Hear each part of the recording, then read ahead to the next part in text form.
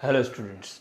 तो last video के अंदर आपने स्टैंडर्ड इलेक्ट्रोड पोटेंशियल का इंट्रो वीडियो मैंने बताया था, मतलब कि अंदर दिया था। ठीक है, तो अब हम स्टैंडर्ड इलेक्ट्रोड पोटेंशियल जो है उसकी वैल्यू मैंने यहाँ पे लिखी है 3D सीरीज के अंदर। ठीक है, ये 3D सीरीज है, ये जो है वो क्या है 3D सीरीज, और हमको डी ऑर्बिटल्स की बात डी ब्लॉक एलिमेंट्स की बात करूँ तो 3D सीरीज ही ज्यादा हमको देखनी है। ठीक है, तो यहाँ पे ये जो स्टैंडर्ड इलेक्ट्रोड पोटेंशियल है वो यहाँ पे वैल्यू लिखी हुई है, दैट इज। अब एनसीईआरटी ने इलेक्ट्रोकेमिस्ट्री में क्या बोला है कि स्टैंडर्ड रिडक्शन पोटेंशियल होगा, वही क्या होगा, स्टैंडर्ड इलेक्ट्रोड पोटेंशियल होगा। तो ये जो वैल्यू है वो क्या है, रिडक्शन की वैल्यू है। किसकी है, अगर यहां पे लिख लो आप, यहां पे these values are of the values of reduction potential, और उसको ही क्या बोलते हैं हम, इलेक्ट्रोड पोटेंशियल बोलते हैं। इलेक्ट्रोकेमिस्ट्री की जो सीरीज थी वो हमने देखी थी। ठीक है, बुक्सों में कहीं क्या मतलब कि थोड़ा अलग से लिखा होगा, मैंने यहां से इस नंबर के जो हमारे ये जो पीरियड का नंबर है ना, वैसे हम मैंने लिखा हुआ है यहाँ पे। ठीक है, तो यहाँ पे हम देखेंगे ट्रेंडिंग क्या है। तो यहाँ पे वैल्यूज जो है वो नेगेटिव या पॉजिटिव होगी। तो अगर मोर नेगेटिव होगी, तो अगर the more negative value of standard electrode potential,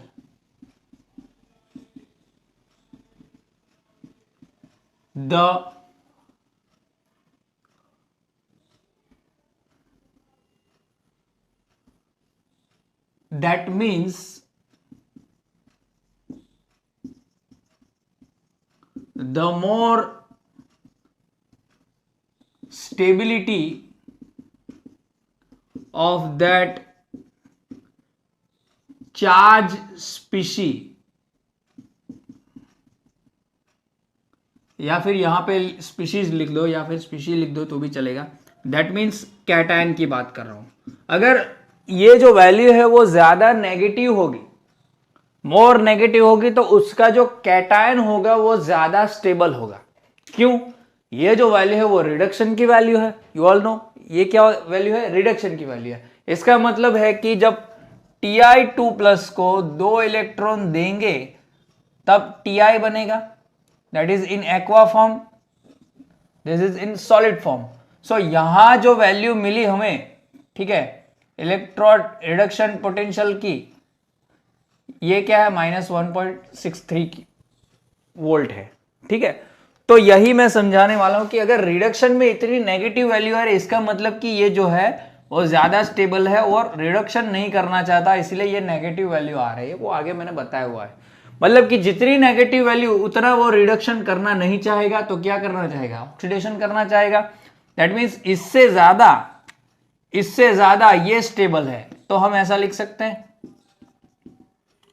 हैं जिसकी वैल्यू ज्यादा नेगेटिव होगी उस केस में क्या होगा, उसकी चार्ज स्पीशी, मतलब कि ये कैटायन चार्ज, ऊपर चार्ज रहता है, वो चार्ज स्पीशी क्या होगी, न्यूट्रल से क्या होगी, ज्यादा स्टेबल होगी। समझ में आ गया, ओके क्लियर। तो वही मैंने यहां पे लिखा हुआ है, ओके। और जिसकी पॉजिटिव होगी वो तो खुद रिड्यूस होना चाहेगा, इसलिए ओके। तो यहां पे देखो, अगर यहां पे आप देखो -1.63 वोल्ट, फिर -1.09 वोल्ट एंड -0.90 वोल्ट, तो यहां से लेके यहां तक जो है वो क्या हो रहा है, स्टैंडर्ड इलेक्ट्रोड पोटेंशियल क्या हो रहा है, यहां पे लिख लेता हूं, पोटेंशियल क्या हो रहा है, डिक्रीज हो रहा है, लेस नेगेटिव हो रहा है। इसका मतलब क्या है, लेस नेगेटिव। कई बुक्सों में इंक्रीज हो रहा है ऐसे भी लिखते हैं, इसलिए लेस नेगेटिव हो रहा है। इनके लेस नेगेटिव के मैनर में ये मैंने लिखा हुआ है कि डिक्रीज हो रहा है। इसका मतलब क्या हो गया, स्टेबिलिटी अगर देखें कैटायन की तो क्या होगी, यहां पे स्टेबिलिटी क्या होगा, Ti2+, इसकी सबसे ज्यादा है, मोर नेगेटिव है, तो ये जो है Ti2+ का कैटायन सबसे ज्यादा स्टेबल होगा। फिर ये होगा 2+, क्योंकि 3D सीरीज में कॉमन क्या है स्कैंडियम से, अगर एक्सेप्ट स्कैंडियम को निकाल दे तो सभी की कॉमन ऑक्सीडेशन स्टेट कौन से है 2+, ठीक है। उसके बाद कौन सा आएगा क्रोमियम 2+, ठीक है। ये कुछ स्टेबिलिटी ऑर्डर होगा। अगर हमें रीजन देना है तो रीजन क्या दे सकते हैं, रीजन इज जैसे जैसे आप राइट में जाओगे, ठीक है, as we move top to bottom लिखते हैं, top to bottom IE1 plus IE2 दोनों की एंथैल्पी क्या हो रही है, इंक्रीज हो रही है, ठीक है। जितना मैंने आगे अगले वीडियो में बोला था कि आयनाइजेशन एंथैल्पी का सम जो है वो जितना कम होगा उतना ही स्टेबल होगा। कम होगा मतलब कि उसको ज्यादा इलेक्ट्रॉन हमें निकालने के लिए कम एनर्जी देनी पड़ेगी, मतलब कि वो जाना चाहता है 2+ के अंदर, समझ में आ रहा है ना। इसलिए मैंने लिखा ज्यादा है, अगर यहां पे कम होगी तो ये 2+ ज्यादा मतलब कि ज्यादा स्टेबल होगा।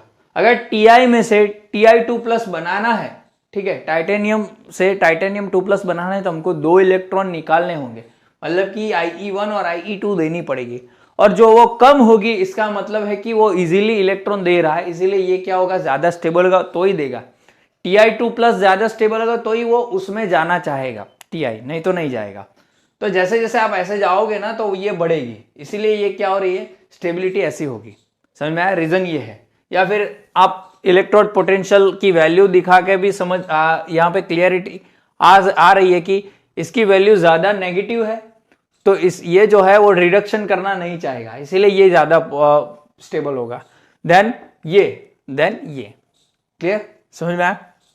अगर मैं इसकी बात करूं तो ये सडनली इंक्रीज हो गया, देखो सडनली ये इंक्रीज हो गया, मोर नेगेटिव हो गया, ठीक है, मोर नेगेटिव। क्यों ऐसा, तो मैंगनीज की जो इलेक्ट्रॉनिक कॉन्फ़िगरेशन है 21, 22, 23 and 24, that is 4s2 3d4, ये है ना 21 22 सॉरी हाँ 22 आएगा ना, 23 24 25 है, सॉरी 25 आएगा क्योंकि स्कैंडियम हमने लिखा नहीं है ना इसलिए। 26 27 28 29 30। तो यहां पे क्या हो रहा है कि ये नो डाउट कि ये स्टेबल कॉन्फ़िगरेशन है, हाँ स्टेबल कॉन्फ़िगरेशन है।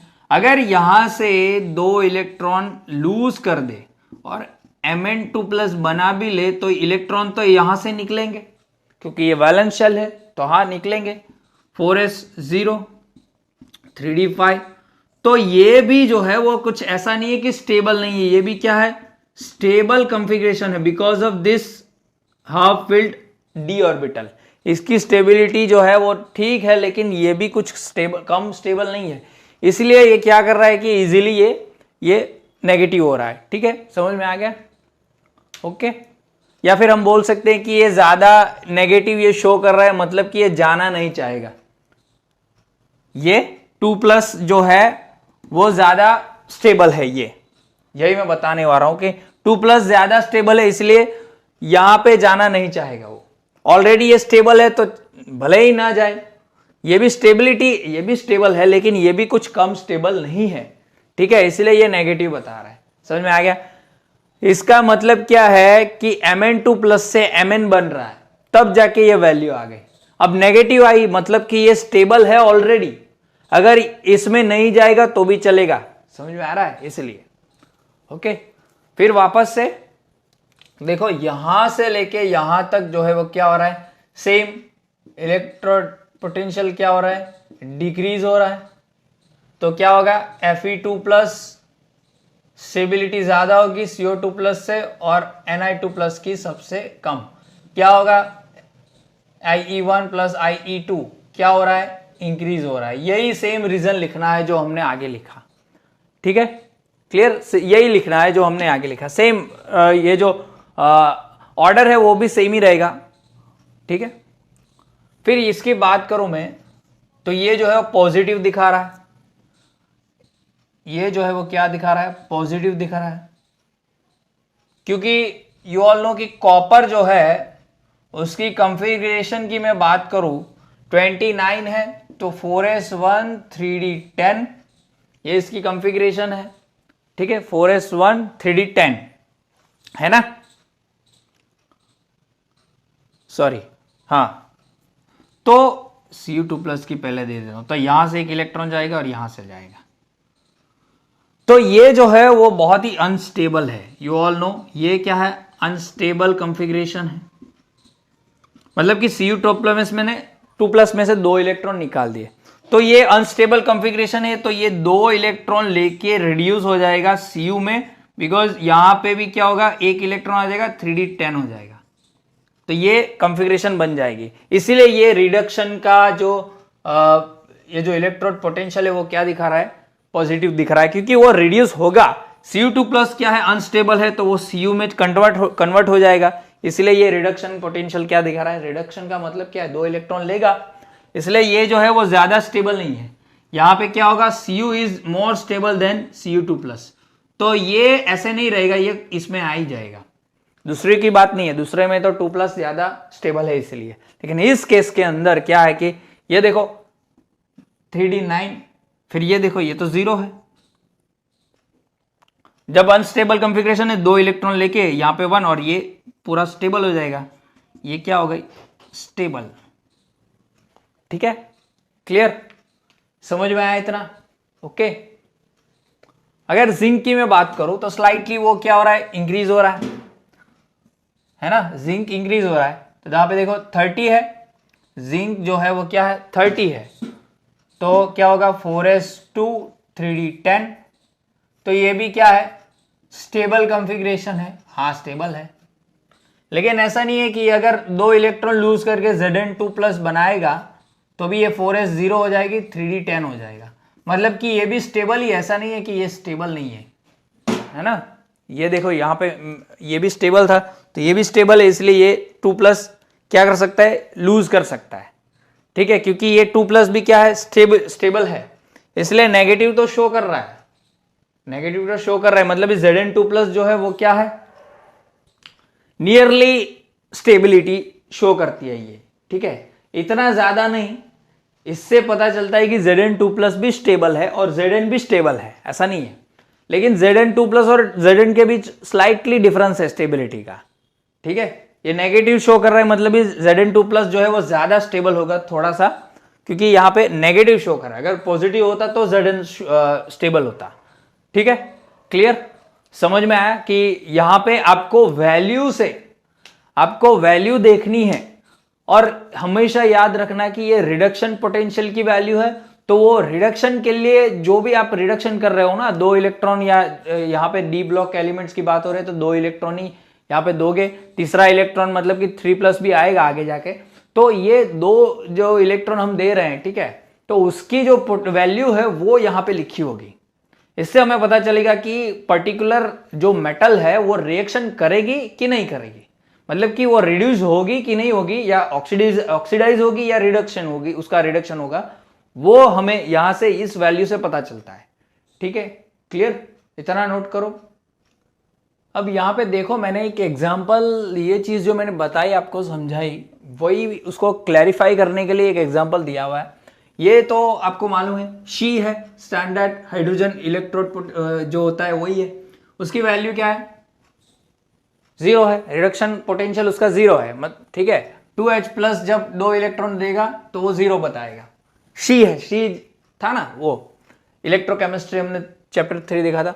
अब यहां पे 2 रिएक्शन दी गई है, यहां पे 2 रिएक्शन है, तो हमको बताना है कि इसमें से कौन सी रिएक्शन देगी और कौन सी रिएक्शन नहीं देगी, ठीक है, तो यहां पे H2SO4 डाइल्यूट एसिड है, ठीक है, तो पहले तो हमको ये देखना है कि इनका Fe का और कॉपर का रिडक्शन पोटेंशियल क्या है, ठीक है, तो पहले Fe का रिडक्शन पोटेंशियल देखो -0.4 है, यहां पे मैं लिख लेता हूं -0.44 वोल्ट, और कॉपर का कितना है +0.34 वोल्ट। अब ये देखो यहां पे, अब ये जो है -0.44 वोल्ट है, ये क्या बताता है, ये बताता है कि Fe2+ जो है वो ज्यादा स्टेबल है Fe से, है ना। ये रिडक्शन का पोटेंशियल है, ये मतलब कि Fe2+ को 2 इलेक्ट्रॉन दिए तब जाके ये वैल्यू आ गई, उसकी वैल्यू है ये। उसका मतलब है कि ये नेगेटिव शो कर रहा है, मतलब ये ज्यादा स्टेबल है, फेरस ज्यादा स्टेबल है। तो यहां पे देखो ये जो है वो क्या है, 0 है, उसका ऑक्सीडेशन स्टेट क्या है, 0 है। ये तो अभी ये तो आना चाहिए। रेडॉक्स रिएक्शन में हमने चैप्टर नंबर 8 था क्या, कुछ 11th में रेडॉक्स रिएक्शन वो दिखा था। अब यहां पे ये जो है वो 0 है, तो ये क्या करेगा कि ये जो है वो दूसरे को रिड्यूस करके खुद ऑक्सीडाइज होगा, सॉरी ये खुद क्या करेगा, ऑक्सीडाइज होगा। ये खुद क्या होगा, ऑक्सीडाइज होगा, क्योंकि इस स्टेट से अच्छा है कि ये स्टेट में चले जाओ। तो ये क्या करेगा, इसको क्या करेगा, इसके साथ रिएक्शन कर देगा FeSO4 और H2 को निकाल के फेंक देगा। क्यों फेंक देगा, क्योंकि इसका जो है वो रिडक्शन क्या है, 0 है, और इसका क्या है -044 है। तो ऑब्वियस है कि ये जो है वो ये जो ज्यादा मतलब कि Fe2+ ज्यादा ये है, इसका इससे ज्यादा ये नेगेटिव है। तो ये क्या करेगा, H2 को निकाल देगा और खुद जो है अभी 2+ में जाके बैठ जाएगा। ये 2- है SO4, ये 2+ है। समझ में आया, ओके। अब लेकिन ये रिएक्शन नहीं होगी, क्यों नहीं होगी, ये रिएक्शन नहीं हो सकती। क्यों नहीं होगी, क्योंकि कॉपर जो है वो ज्यादा स्टेबल है। किसमें, मैंने यहां पे लिखा हुआ है कि कॉपर ज्यादा स्टेबल है, तो कॉपर 2+ में जाएगा नहीं, कॉपर 2+ में जाएगा नहीं, क्योंकि ऑब्वियस है कि ये पॉजिटिव है, तो ये यहां पे नेगेटिव के साथ ही रिएक्शन करेगा, इसके साथ तो रिएक्शन करेगा नहीं, ठीक है ना। तो ये रिएक्शन नहीं होगी। समझ में आया, मतलब कि H2 जो यहां पे 0 है उसको क्या किया, आयरन ने रिड्यूस कर दिया। क्या कर दिया, रिड्यूस। लेकिन कॉपर हाइड्रोजन को रिड्यूस नहीं कर सकता। समझ में आया, खुद ऑक्सीडाइज होगा तो दूसरे को रिड्यूस करेगा, कि 2 इलेक्ट्रॉन दे देगा तो वो रिडक्शन हो जाएगा। तो ये एक रेडॉक्स रिएक्शन ही है, लेकिन कॉपर जो है वो क्या करेगा, हाइड्रोजन को रिड्यूस नहीं करेगा, ठीक है। तो यहां पे एक मेन फैक्ट यहां पे लिख लू, except copper all metals of 3D series can reduce hydrogen from dilute acid. सिर्फ कॉपर को छोड़ के ऑल मेटल्स जो है 3D सीरीज में वो सभी जो है वो क्या करेंगे, हाइड्रोजन को रिड्यूस कर देंगे और खुद ऑक्सीडाइज हो जाएंगे। ऑब्वियस है वो लोग अपने चार्ज स्पीशी के फॉर्म में ज्यादा स्टेबल है तो वो खुद चले जाएंगे, ठीक है। क्यों, और इसकी तो 0 ही है, 0 वोल्ट है, तो उससे ज्यादा ही है, ठीक है। और कॉपर कौन सी रिएक्शन देगा, तो कॉपर जो है वो अकेला सिर्फ यही रिएक्शन देखा कि कॉपर जो है वो CuSO4, मतलब कि यहां पे उसका ऑक्सीडेशन स्टेट क्या है, 2+ है, ये 2- है। तो जब ये रिएक्शन करेगा H2 के साथ, ठीक है, तब क्या होगा, या 2H लिख लो, 2H लिखोगे तो अच्छा रहेगा, या H2 लिख लो, तो ये H2SO4 बनाएगा और Cu अकेला निकल जाएगा। मतलब कि ये एक ही रिएक्शन ऐसी है जो वो क्या दिखाएगा, ये कॉपर दिखाएगा अकेला, सॉरी ये H2 ही लिख लेते हैं, चलो। H2SO4 को इसने क्या कर दिया, ऑक्सीडाइज कर दिया और खुद रिड्यूस हो गया। यहां पे लिखना है तो लिख सकते हो आप, ठीक है। ये रिएक्शन सिर्फ कॉपर ही देगा, बाकी के सभी जो है वो ये रिएक्शन देंगे। क्लियर, समझ में आया मैं क्या आपको समझाने जा रहा, मतलब कि क्या समझा रहा हूं यहां पे, कि आपको वैल्यू देख के आपको समझना है कि ये जो मेटल है वो रिडक्शन कर सकता है कि ऑक्सीडेशन कर सकता है। जिसकी वैल्यू ज्यादा नेगेटिव होगी, मोर नेगेटिव होगी, इसका मतलब कि उसका ऑक्सीडाइज फॉर्म जो है वो ज्यादा स्टेबल है, तो वो खुद ऑक्सीडाइज होगा, तो दूसरों को क्या करेगा, रिड्यूस करेगा, मतलब कि वो एक अच्छा रिड्यूसिंग एजेंट है, ठीक है। लेकिन यहां पे कॉपर क्या कर रहा है, कॉपर रिड्यूस कर रहा है, मतलब कॉपर क्या कर रहा है, दूसरे को ऑक्सीडाइज कर रहा है, तो वो एक अच्छा ऑक्सीडाइजिंग एजेंट है। समझ में आ गया, ओके। तो ये नोट करो, अगले वीडियो में हम अगले टॉपिक के बारे में बात करेंगे, ठीक है।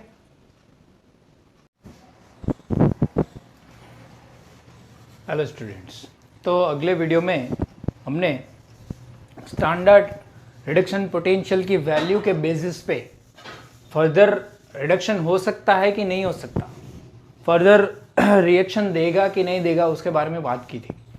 आज हम 3+ से 2+ के पोटेंशियल के बारे में बात करेंगे।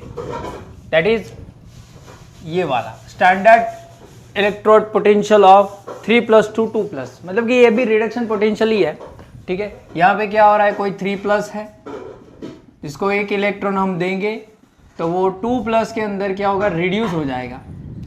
ठीक है, अगर इसकी वैल्यू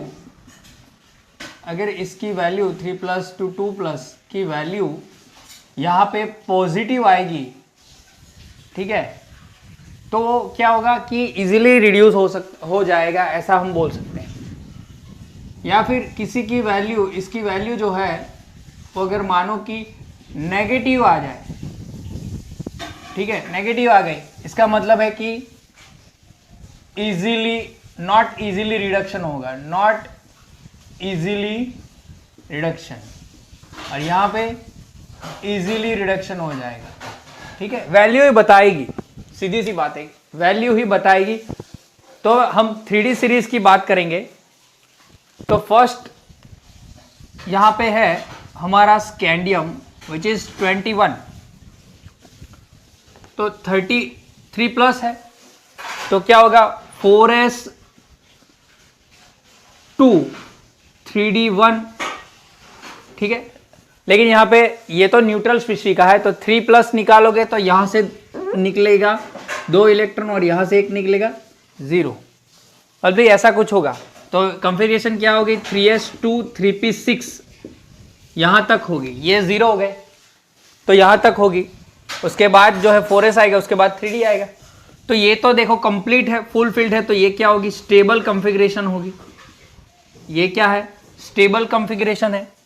ऑलरेडी आपको मालूम है कि स्कैंडियम जो है वो 3+ शो करता है। ठीक है, अब जब हम उसको 1 इलेक्ट्रॉन देंगे तो वो क्या स्कैंडियम 2+ बनाएगा कि नहीं बनाएगा, वो वैल्यू पर डिपेंड करेगा।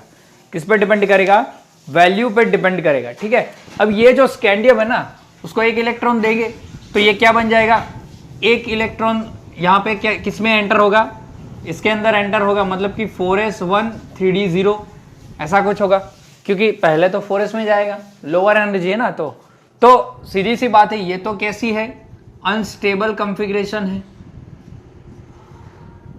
इसके सामने, क्योंकि ये 3s2 3p6 1s2 2s2 2p6 3s2 3p6, अब ये जो है वो तो 0 हो गई क्योंकि 3 इलेक्ट्रॉन निकाल दिए।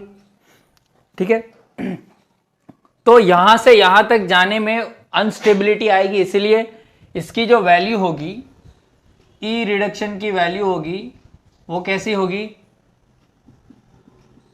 Highly negative value. कैसी होगी, नेगेटिव वैल्यू होगी। ठीक है, और हाईली नेगेटिव वैल्यू होगी तो नॉट इजीली रिड्यूस्ड। इस केस के अंदर जो है वो रिड्यूस इजीली नहीं होगा। समझ में आया इतना? Okay, clear. तो अब हम आगे चलते हैं टाइटेनियम की तरफ। टाइटेनियम, तो टाइटेनियम है 22, अगर 3+ लाओगे तो 22 का मतलब है कि क्या होगा, 4s2 यहाँ पे 20 होता है और 3d2 पे 22, लेकिन हमको तो 3+ बनाना है, तो पहले यहां से इलेक्ट्रॉन निकालो, फिर यहां से 1 इलेक्ट्रॉन, तो कुछ ऐसी इलेक्ट्रॉनिक कॉन्फ़िगरेशन होगी।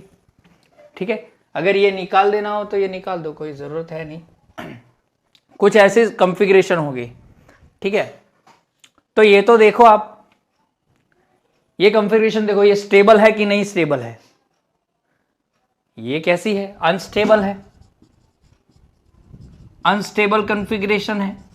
1 इलेक्ट्रॉन इसमें डाल के क्या अनस्टेबिलिटी होगी, तो उसको 1 इलेक्ट्रॉन हम दे देंगे तो क्या बनाएगा, Ti2+, तो कहां पे जाएगा, सॉरी 4s2 ना, हाँ बराबर है, तो यहाँ पे इलेक्ट्रॉन कहां पे जाएगा, 4s1 3d1 में जाएगा, सॉरी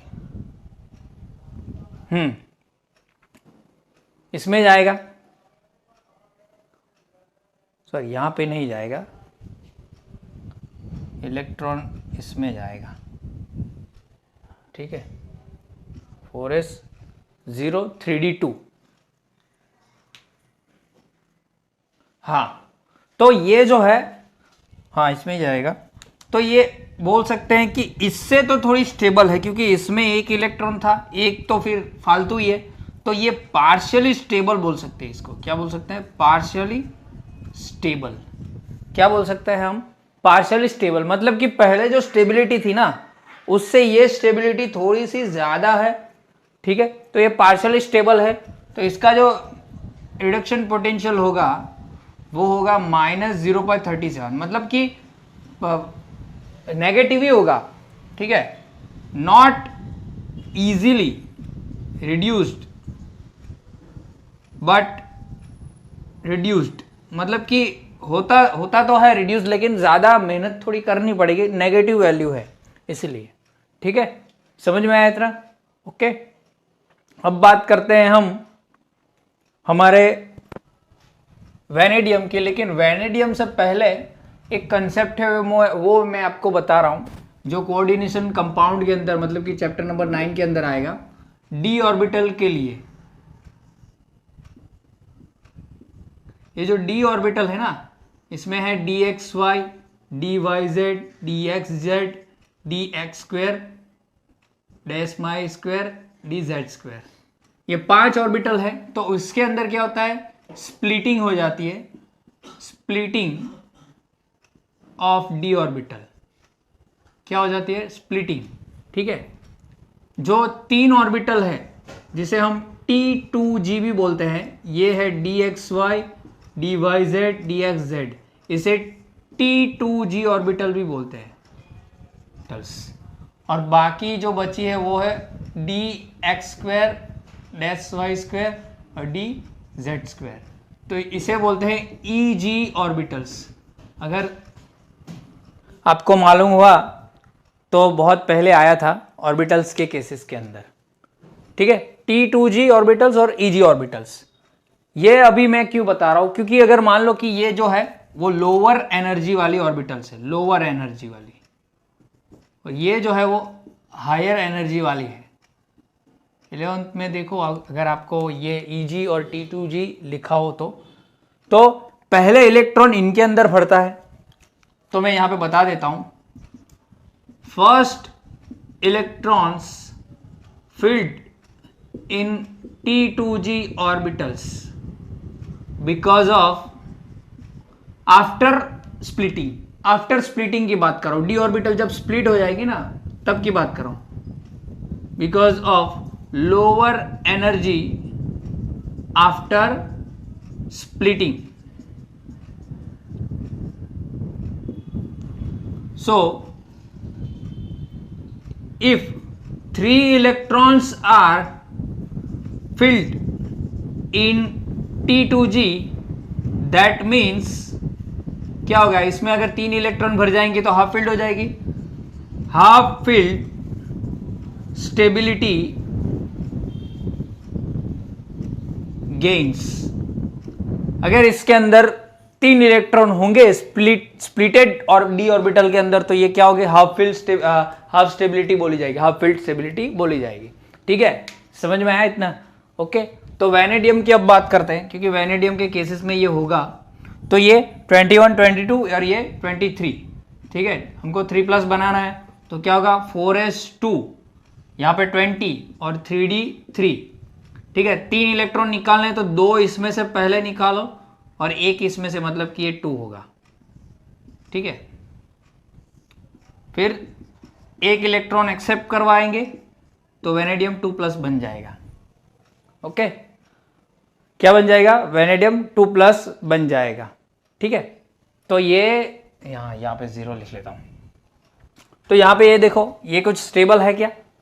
इसके जैसे ही है, मतलब कि पार्शियली स्टेबल है ना, पार्शियली स्टेबल है, ऐसा लिख लो, लेस स्टेबल लिख लो तो भी चलेगा।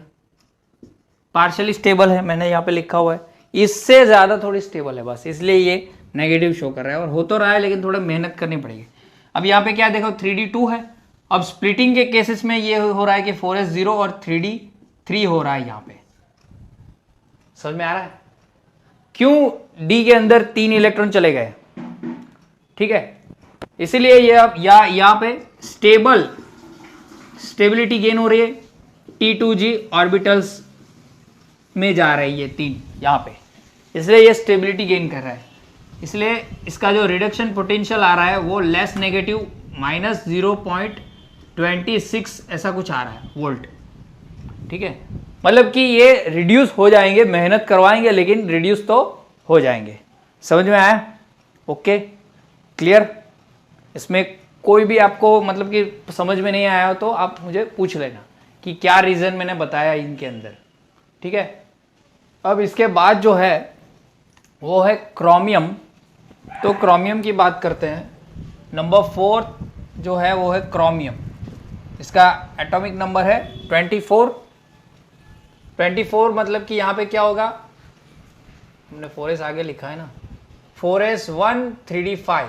ये कॉन्फ़िगरेशन एक्सेप्शनल कॉन्फ़िगरेशन होती है। तो 3 निकालने तो यहाँ से 1 निकालो, उसके बाद यहाँ से 2, मतलब कि यहाँ पे 3। ठीक है, ये देखो एक कैसे हो गई, 4s 0 3d3, ये स्टेबल हो गई, मतलब कि ये स्टेबल कॉन्फ़िगरेशन है, स्टेबल T2g ऑर्बिटल्स। स्प्लिटिंग का मामला है ये। तो इसमें 1 इलेक्ट्रॉन हम ऐड करेंगे तो क्या बन जाएगा, 2+ बन जाएगा। क्या बनेगी, 4s 0 3d4 बनेगी। ठीक है, इसमें d में ही जाएगा अभी इलेक्ट्रॉन।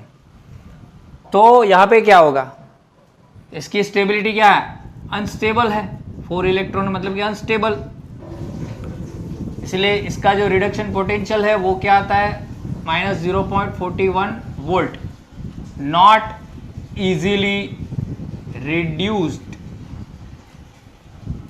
ठीक है, समझ में आया कि कैसा, मतलब क्या हुआ इसके अंदर? ओके, अब हम मैंगनीज की बात करेंगे। मैंगनीज में क्या होगा, तो मैंगनीज के अंदर 3 + 25 है, तो 4s2 3d5, 3 इलेक्ट्रॉन निकालने हैं, 2 यहां से निकालो, 1 यहां से, मतलब कि 4। अब ये तो हाईली अनस्टेबल है, या फिर अनस्टेबल ही लिख लो चलेगा, अनस्टेबल लिख लो। तो इसको 1 इलेक्ट्रॉन देंगे तो ये बन जाएगा 2+। तो यहाँ पे कॉन्फ़िगरेशन क्या होगी, 4s 0 3d5, हाफ फील्ड है, देखो हाईली स्टेबल, क्योंकि d हाफ फील्ड है तो हाईली स्टेबल हो गई। तो इसका जो रिडक्शन पोटेंशियल है वो तो इजीली पॉजिटिव में आएगा, पॉजिटिव 1.57 वोल्ट, इजीली रिड्यूस्ड। क्या हो जाएगा, इजीली रिड्यूस, क्योंकि उसको तो चाहिए स्टेबिलिटी गेन करने के लिए 1 इलेक्ट्रॉन, वही हम दे रहे हैं। तो इसका जो रिडक्शन पोटेंशियल होगा वो कितना होगा, +1.57। ठीक है, क्लियर, समझ में आया? ओके, तो ये नोट करो। अब यहाँ पे फेरस और कोबाल्ट निकल को समझाने से पहले मैं आपको वापस एक बता दूं एक चीज़, कि जब हमने पहला वीडियो स्टार्ट किया था तब मैंने आपको बताया था कि मेटल से ये जो सॉलिड है वहाँ से अगर हमें 3+ ये बनाना हो एक्वेस फॉर्म में, वो कैसे बनाते हैं।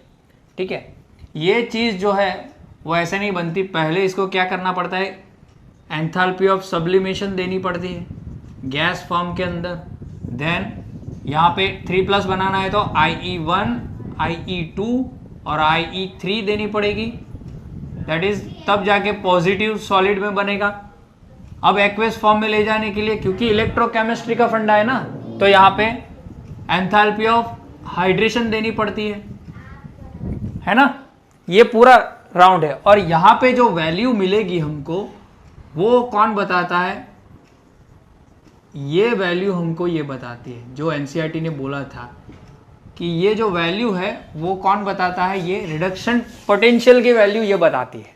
ठीक है, मतलब कि ये पूरी प्रोसेस की वैल्यू है ये जो वैल्यू हमने लिखी वो।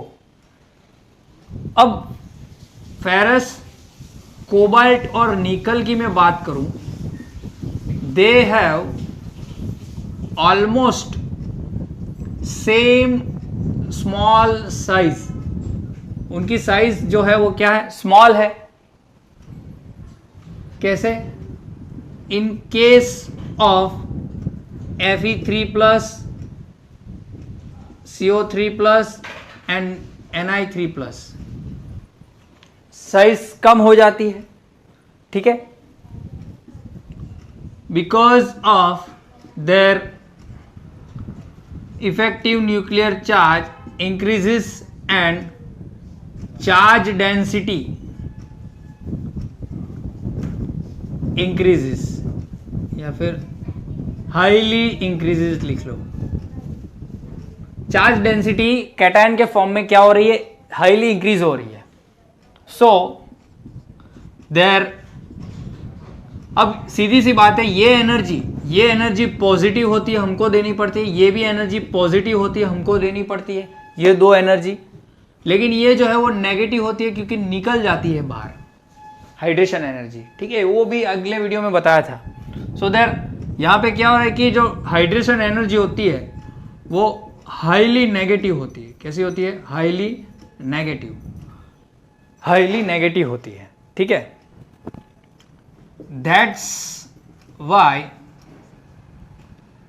इन case of ferrous, cobalt and निकल, the reduction of M3+ to M2+ is favourable. इस केस के अंदर जो है वो तीन केस के अंदर क्या होता है, रिएक्शन जो है वो क्या होती है, फेवरेबल होती है। क्या होती है? फेवरेबल होती है। समझ में आया इतना? Okay, clear? आगे चले, चलो अब आगे चलते हैं। अब फेरस और कोबाल्ट और निकल की बात कर लेते हैं। फेरस जो है उसको हम यहाँ पे लिखते हैं Fe3+, इसका होता है 26, तो क्या होगा 4s2, यहाँ पे 20 और 3d6, ठीक है। तो यहाँ पे 3 इलेक्ट्रॉन निकालने, तो यहाँ से 2 इलेक्ट्रॉन निकालो और यहाँ से 1, मतलब कि 5। ये स्टेबल है, नो डाउट कि ये स्टेबल है, ठीक है। फिर भी 2+ में इजीली जाएगा क्योंकि इसका जो रिडक्शन पोटेंशियल है वो क्या होता है, प्लस 0.77 वोल्ट।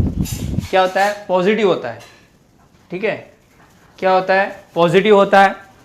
मतलब कि यहाँ पे क्या होगा, 4s0 3d6, okay, 4s0 3d6, clear? समझ में आया ये?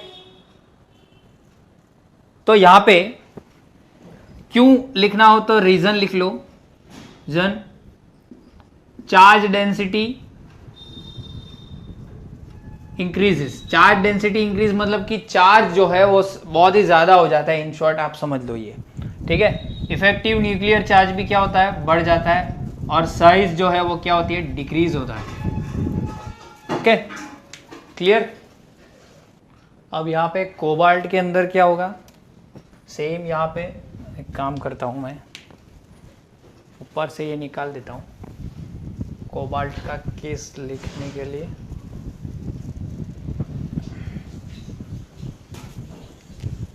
नंबर 7 कोबाल्ट 3+, यह है 27। तो देखो यहाँ पे सिर्फ एक हम ऐड कर देते हैं, 4s0 3d6, ये हो गया कोबाल्ट का, ठीक है। तो ये कोबाल्ट का हो जाएगा। ये हम बोल सकते हैं कि थोड़ा अनस्टेबल ही है। एक इलेक्ट्रॉन ऐड करेंगे, CO2+ हो जाएगा, तो क्या बनेगा, 4s 3d5, ये स्टेबल है ना, स्टेबल कॉन्फ़िगरेशन दे रहा है। सॉरी यहाँ पे 7 हो जाएगा, तो इतना भी ज़्यादा भी स्टेबल नहीं है, इतना ज़्यादा भी स्टेबल नहीं है। लेकिन इनका रीज़न लिखना है, इनका जो रिडक्शन पोटेंशियल है प्लस 1.97 वोल्ट होता है, जैसे यहाँ का हुआ था। लेकिन ये थोड़ा ज़्यादा स्टेबल हम बोल सकते हैं क्योंकि डी में ज़्यादा इलेक्ट्रॉन्स है, ठीक है।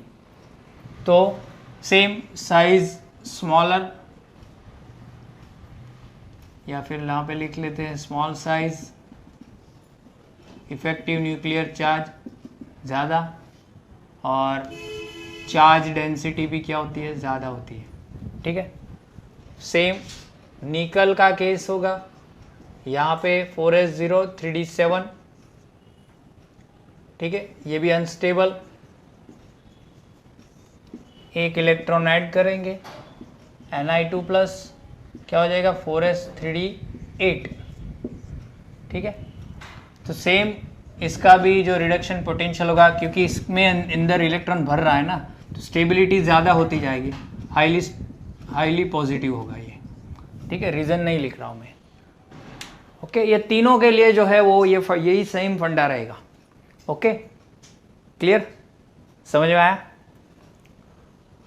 और अब मानो कि कॉपर की बात करूँ तो कॉपर जो है उसका 3+ वो शो नहीं करता है, सिर्फ +1 और +2 शो करता है, तो इसलिए इसका जो है वो M3+ 2+ वाला रिडक्शन पोटेंशियल होता नहीं है। Copper only shows +1 and +2 oxidation state, खत्म। जिंक की बात करूँ तो 3+, यहाँ पे होता है 30, तो क्या होगा 4s2 3d10, 3 निकाल दो 3d9, हाईली अनस्टेबल। ये इसकी कॉन्फ़िगरेशन देखो क्या है, ये 3d9 हाईली अनस्टेबल, एक इलेक्ट्रॉन उसको चाहिए, वही हम दे रहा है, तो Zn2+ हो जाएगा, तो क्या हो जाएगा 4s0 3d10, हाईली स्टेबल, क्योंकि फुल फिल्ड है d ऑर्बिटल, है ना, फुल फिल्ड है d ऑर्बिटल, तो ये भी अंडरगो जाना चाहेगा, रिडक्शन पोटेंशियल जो होगा वो क्या होगा, हाईली पॉजिटिव होगा। ओके, क्लियर, हाईली पॉजिटिव होगा।